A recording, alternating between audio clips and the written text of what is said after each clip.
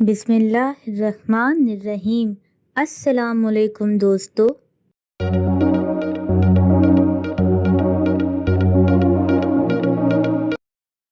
आज का सवाल ये है, किस चीज़ का दरख्त काटने पर हुज़ूर सल्लल्लाहु अलैहि वसल्लम ने लानत दी है।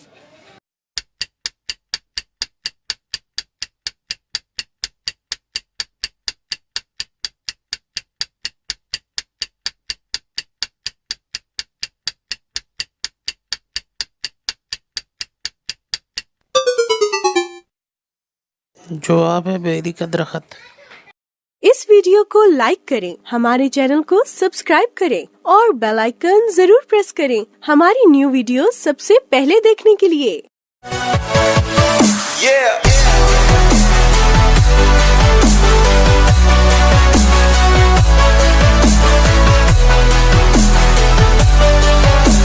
For more updates, subscribe to our channel, click the show links and enjoy watching the videos.